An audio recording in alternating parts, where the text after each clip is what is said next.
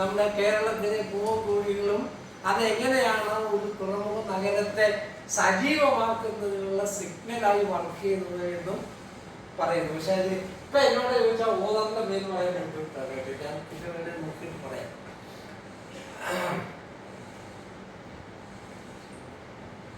സത്യത്തിൽ ബ്രിസ്റ്റോയുടെ പ്രാധാന്യം അവിടെ. നമ്മൾ ഈ വെല്ലിംഗ്ടൺ ഐലൻഡ് എന്ന് പറയുമ്പോൾ വാസ്തവത്തിൽ സംഭവിച്ചത് എന്താണെന്ന് ചോദിച്ചാൽ, ഒരിക്കല് അദ്ദേഹം മദ്രാസ് ഗവർണറായിരിക്കുമ്പോൾ ഈ ബോൾഗാട്ടി പാലസിന്റെ അവിടെ വിശ്രമിക്കാൻ വന്നപ്പോ അദ്ദേഹത്തിന് തോന്നി ഇത് ലണ്ടൻ പോലെ ഉണ്ടല്ലോ, ഇപ്പൊ എന്തുകൊണ്ട് ഇതിനെ, കാര്യം അന്ന് ഓൾറെഡി ട്രേഡേഴ്സിന്റെ ഡിമാൻഡ് ഉണ്ട്. അതാ ഞാൻ പ്രഷർ ഗ്രൂപ്പ് എന്ന് പറഞ്ഞു. ട്രേഡേഴ്സിന്റെ ഡിമാൻഡ് ഉണ്ട് ഇതിനെ തുറമുഖ നഗരം ആക്കണം.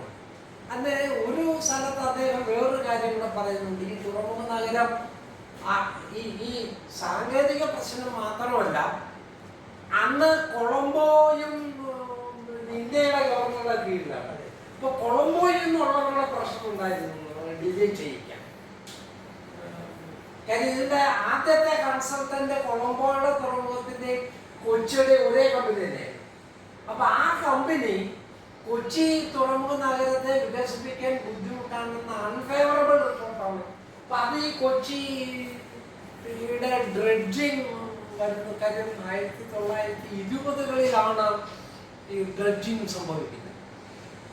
പക്ഷെ അന്ന് ബ്രിസ്റ്റോ ലണ്ടൻ തുറമുഖത്തിലെ ഒരു അപ്രന്റീസ് ആയിട്ട് ഒരു ജൂനിയർ എഞ്ചിനീയർ ആയിട്ട് വർക്ക് ചെയ്യുന്ന സമയത്താണ് അവിടുത്തെ ചീഫ് എഞ്ചിനീയറുമായി സംസാരിച്ച് അപ്പോഴത്തേക്ക് ബ്രിസ്റ്റോ ഇന്ത്യയിലേക്ക് അല്ലാതെ തന്നെ ഹാർബർ എഞ്ചിനീയറിംഗ് സർവീസിന്റെ ഭാഗമായി വരാൻ കാത്തിരിക്കുമ്പോഴാണ് അവിടുന്ന് തന്നെയുള്ള റെക്കമെൻഡേഷന്റെ പുറത്താണ് ബ്രിസ്റ്റോയെ കൊച്ചിയിലേക്ക് ഇത് ചെയ്യുന്നത്.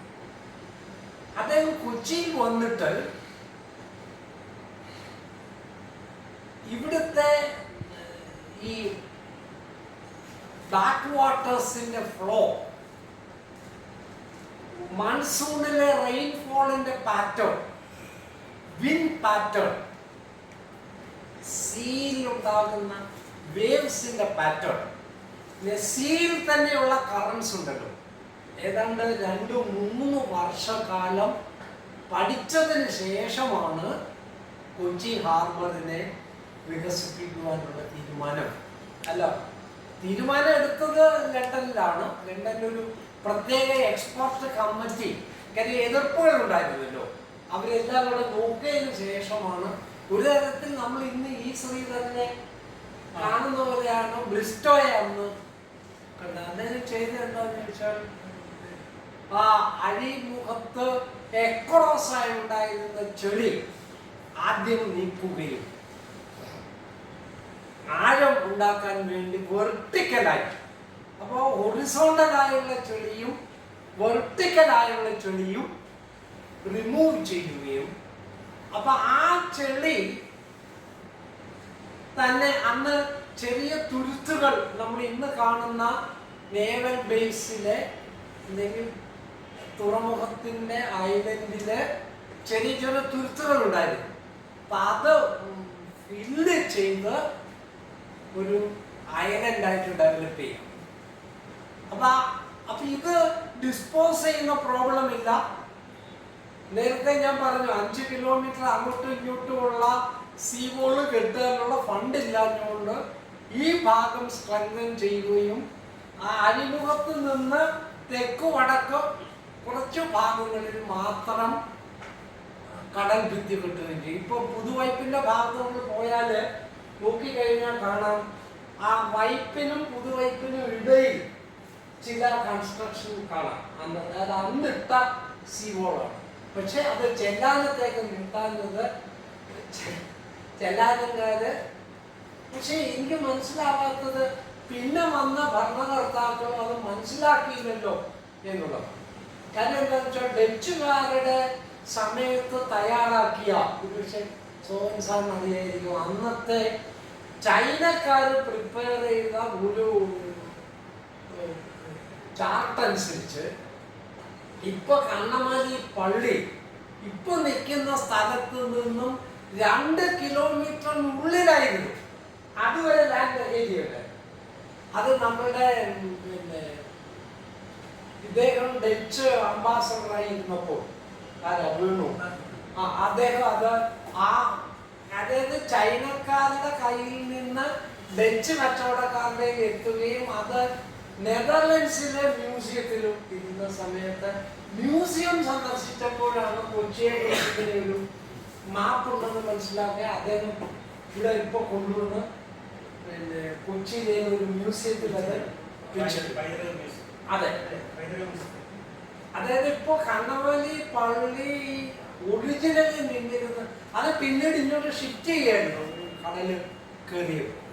അതൊരു ചൈനീസ് പിന്നെ അവരുടെ സൗകര്യത്തിനായി വരച്ചൊരു മാപ്പാണ്. അപ്പൊ അത്രയും കടൽ ഇങ്ങോട്ട് കയറി പോകുന്ന കൂടി ഞാൻ പറയാം. അത് പക്ഷെ ഹാർബർ വരുന്നതിന് മുമ്പ് തന്നെ അറ്റാക്ക് തുടങ്ങിയിരുന്നു. പക്ഷെ ഈ ഹാർബർ വന്നപ്പോൾ അത് കുറച്ചുകൂടി അധികരിച്ചു എന്നുള്ളതാണ്. അതെ അതെ അതെ അതെ അതെ. അത് പക്ഷേ വിഴിഞ്ഞത്തിന് ഈ ലാഗിങ് സംഭവിച്ചിട്ടുണ്ട്.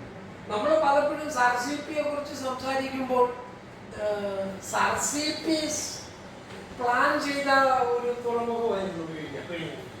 പക്ഷെ അത് എന്നാ നടപ്പിൽ 1870-കളിൽ പ്ലാൻ ചെയ്തിട്ട് 1930 ചേർന്നാണ്. അതിൽ കൂടുതൽ താമസം വിഴിഞ്ഞം തുറമുഖത്തുണ്ടായിരുന്നു. ഈ ലാഗിങ് നമ്മുടെ ഒരു കൾച്ചറിന്റെ ഭാഗമാണ്. നമ്മൾ ശ്രദ്ധിക്കേണ്ട ഒരു കാര്യം ഞാൻ എൻ്റെ കൂട്ടത്തിൽ പറഞ്ഞുകൊണ്ടു തന്നെയല്ല. അത് വിഴിഞ്ഞം പറയുന്നതിന് കേട്ടോ സാറേ, വിഴിഞ്ഞം പറയുന്നതിന് ഒരു കാരണം കൂടിയാണ്. ശ്രദ്ധിച്ചില്ലെങ്കിൽ വിഴിഞ്ഞം കൊച്ചിക്ക് ക്ഷീണമുണ്ടായി. അതുകൊണ്ട് വിഴിഞ്ഞത്തിന്റെ എക്സ്പാൻഷൻ നിർത്തണമെന്നല്ല ഞാൻ സജസ്റ്റ് ചെയ്യുന്നത്. എന്താണെന്ന് വെച്ചാൽ കൊച്ചിയെ കുറിച്ചുള്ള ഏത് തയ്യാറെടുപ്പിലും വിഴിഞ്ഞം തുറമുഖത്ത് വരുന്ന വലിയ കപ്പലുകളിലെ റോ മെറ്റീരിയൽ നമ്മൾ ഓൾറെഡി ഇവിടെ ഒരു ഇൻഡസ്ട്രിയൽ കൾച്ചർ തിരുവനന്തപുരത്തിന് അതില്ല. അപ്പൊ അതുകൊണ്ട് മദർഷിപ്പിലൂടെ വരുന്ന റോ മെറ്റീരിയലിനെ നമ്മൾ ഓൾറെഡി തന്നെ വല്ലാർപാടവും പുതുവൈപ്പിനും ചേർന്ന് ഇക്കണോമിക് സോൺ ഡിക്ലെയർ ചെയ്തിട്ടുണ്ട്. പക്ഷെ സ്ഥാപനങ്ങൾ കൊണ്ടിട്ട് അപ്പൊ അത്തരം റോ മെറ്റീരിയലിനെ പ്രോസസ് ചെയ്ത് ഇവിടുത്തെ തുറമുഖത്തിൽ നിന്ന് തന്നെ ഇടത്തരം കപ്പലുകളിൽ വിഴിഞ്ഞത്തെത്തിച്ച് എക്സ്പോർട്ട് ചെയ്യുന്ന തരത്തിൽ അത് ബാലഗോപാല് കൊല്ലം ജില്ലയിൽ നിന്നായതുകൊണ്ട് തിരുവനന്തപുരം കൊല്ലം ജില്ലകളെ മാത്രമേ ഉൾപ്പെടുത്തിയുള്ളൂ. അത് കൊച്ചിയെ കൂടെ ഉൾപ്പെടുത്തണമെന്ന് ആ ഒരു തരത്തിൽ കാര്യം ഇപ്പൊ BDA പോലുള്ളവരോടൊന്നും എനിക്ക് നേരിട്ട് ബന്ധമില്ല. എനിക്ക് പറയാൻ കഴിയുന്നവർക്ക് പറഞ്ഞാൽ അതൊരു ഞാൻ നേരത്തെ സൂചിപ്പിച്ചല്ലോ, തീരപ്രദേശത്തെ കൺസ്ട്രക്ഷൻസ് കൊച്ചിയിലെ സമുദ്രനിരപ്പ് വർദ്ധിക്കുന്നതുമായി ബന്ധപ്പെട്ട് കാണണമെന്ന് പറഞ്ഞതുകൊണ്ട് കൊച്ചിയെ വികാസത്തെ വിഴിഞ്ഞവുമായി കൂടി ബന്ധപ്പെട്ടു. കാര്യം ഈ വല്ലാർപാടം സത്യത്തിൽ നഗരത്തിന്റെ വികാസത്തിന്റെ മറ്റൊരു ഫേസാണ് വല്ലാർപാടം. ഈ വല്ലാർപാടം വരുന്നതിന് ഒരു പൊളിറ്റിക്കൽ റീസൺ ഉണ്ടെന്നാണ് എൻ്റെ അഭിപ്രായം.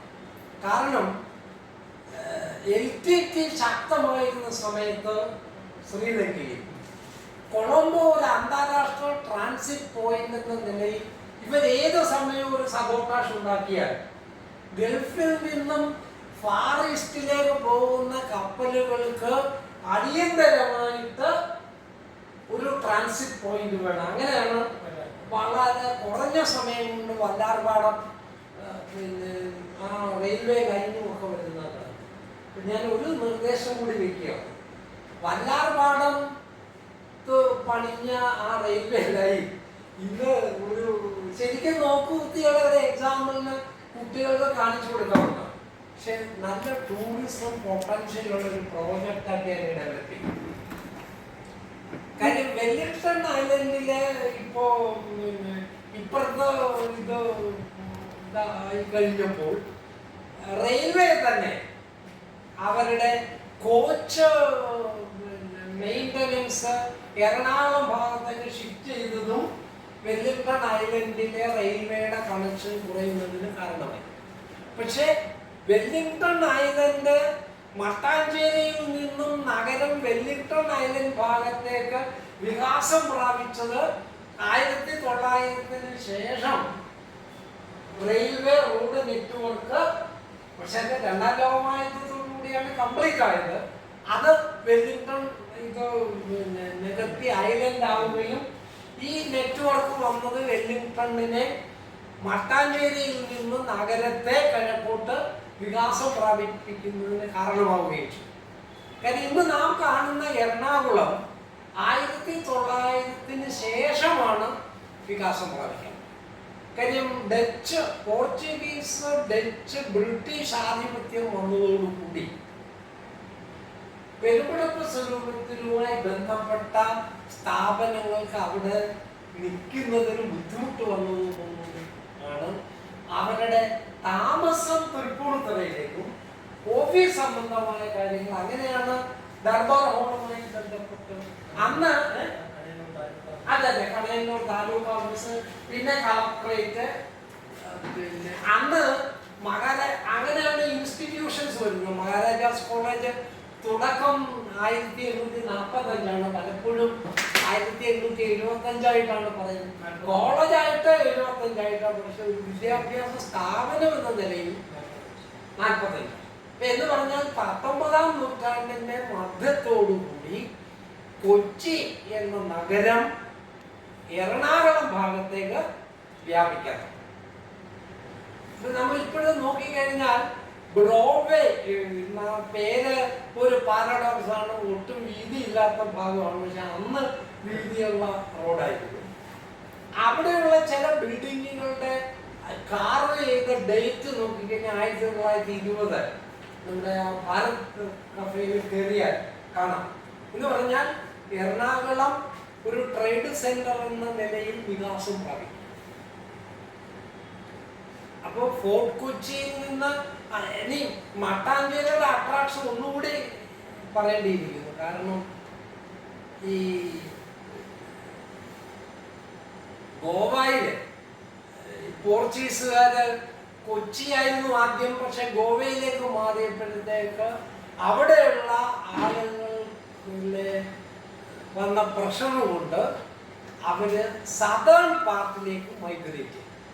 അപ്പൊ അങ്ങനെ മൈഗ്രേറ്റ് ചെയ്തപ്പോൾ അവരുടെ പണിക്കാരെ അവിടെ കൊണ്ടുവന്നു. അങ്ങനെയാണ് ഈ വൈപ്പിൻ പ്രദേശത്ത് കുടുംബി എന്ന് പറയുന്ന ഒരു അത് അവരുടെ കാർഷിക പണി മറ്റിതും ചെയ്തിരുന്നു. അപ്പൊ കേരളത്തിൽ കുടുംബി സമുദായത്തിന് ഒരു ഓർഗനൈസേഷൻ ഉള്ളത് വൈപ്പിൻ ഭാഗം തന്നെയല്ല. അതിന് മറ്റൊരു പ്രത്യേകത കൂടി, കേരളത്തിന്റെ സോൾട്ട് വാട്ടറിൽ തനത് കൃഷി എന്ന് പറഞ്ഞാൽ മുണ്ടകൽ കൃഷിയാണ്. പക്ഷേ വൈപ്പിൻ അരൂർ പ്രദേശത്തേത് പൊക്കാളി കൃഷിയാണ്. ഈ പൊക്കാളി കൃഷിയുടെ പ്രത്യേകത സോൾട്ട് വാട്ടർ അതിൻ്റെ ഈ ലെവല് കൂടുന്നതനുസരിച്ച് ഇതും പൊങ്ങി പോകും. മുണ്ടകൻ ആ സ്വഭാവമില്ല. മുണ്ടകൻ മറിഞ്ഞു വീഴും, പിന്നെ അതിനെ കട്ട് ചെയ്ത് കൊടുക്കും. കുളപ്പാല് അതിൽപ്പെട്ടതാണ്. പക്ഷെ പൊക്കാളി അങ്ങനെയല്ല. പൊക്കാളി ഈ ലെവല് കൂടുന്ന